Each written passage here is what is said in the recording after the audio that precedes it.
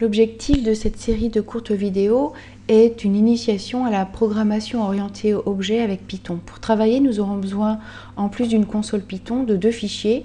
Le premier que j'ai appelé vecteur, qui est destiné à contenir la définition des classes dont j'aurai besoin. Le second, que j'ai appelé mon programme, que je vois davantage comme mon programme principal, fait appel à la bibliothèque des classes vecteurs et nous servira pour tester. Imaginons que nous ayons besoin de manipuler des vecteurs tels qu'on les voit en mathématiques, disons avec deux coordonnées. Alors par manipuler, j'entends les additionner, multiplier par un scalaire, normer, faire le produit scalaire entre deux vecteurs, etc. On pourrait envisager d'utiliser des structures existantes en Python, par exemple les tuples à deux coordonnées, des listes à deux éléments, mais ces structures ne permettent pas de manipuler des vecteurs tels comme on le voudrait, par exemple additionner, etc. Donc on va définir une classe qui va nous permettre de réaliser cela. Cette classe, je l'ai appelée vecteur. Avec un grand V, les noms des classes doivent commencer par une majuscule. La première chose à faire quand on définit une classe, c'est, dans une documentation, de préciser les noms des attributs ainsi que leur type. Ici, mon vecteur aura deux attributs, une abscisse, une ordonnée, que j'ai appelé l'une abscisse, l'autre ordonnée, et qui sont toutes les deux de type float. Deuxième chose à faire, définir le constructeur. Le constructeur, c'est la méthode qui sera appelée lorsqu'on voudra construire une instance de l'objet vecteur dans notre programme principal. Le constructeur est défini avec le mot-clé init, précédé de deux soulignés et suivi de deux soulignés. Il admet un certain nombre de paramètres. Le premier d'entre eux fait référence à l'objet qu'on est en train de construire, self.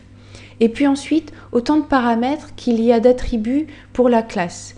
Ici, deux attributs, une abscisse, une ordonnée, donc deux paramètres dans le constructeur.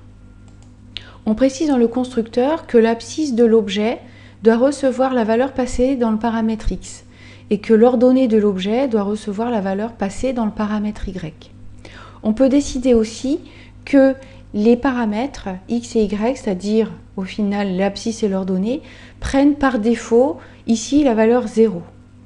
Une fois le constructeur défini, nous sommes donc en mesure de créer, de construire des instances de l'objet classe, de l'objet vecteur dans le programme principal. Dans le programme principal, on crée une variable qui s'appellera u de type vecteur. Alors pour cela, on va chercher dans la bibliothèque vecteur le constructeur de la classe vecteur. Donc ici, le nom de la bibliothèque et là, le nom de la classe. À chaque fois qu'on fait référence au nom de la classe, on appelle le constructeur de l'objet, qui s'appelait init ici. Et sont passés dans le constructeur deux paramètres, la valeur du paramètre x et la valeur du paramètre y. On a oublié le self. Donc ici, on a construit un objet de type vecteur dont l'abscisse est 1 et l'ordonnée est 2. Cet objet s'appelle u. J'exécute le programme.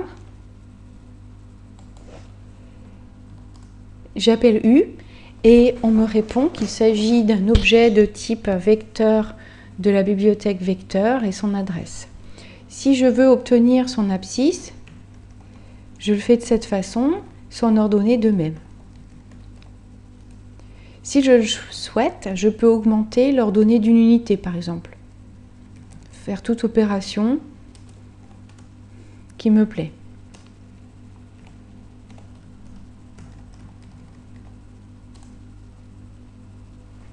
Si je demande l'affichage de U, j'obtiens ce résultat.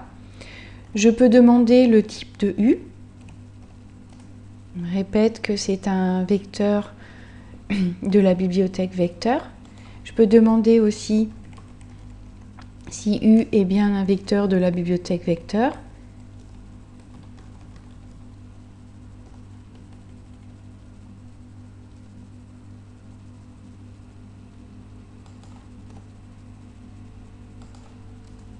Et la réponse est oui. Si je ne souhaite pas précéder chaque fois que je fais appel au constructeur du nom de la bibliothèque, j'importe le constructeur depuis la bibliothèque vecteur. Donc, je définis une instance de l'objet vecteur de cette façon-ci. Donc valeur de l'abscisse, valeur de l'ordonnée. J'exécute mon programme. Vérifie. Je demande si U est bien de type vecteur, sans faire référence à la bibliothèque. Oui. Je demande l'ordonnée de U, toujours de la même façon que tout à l'heure.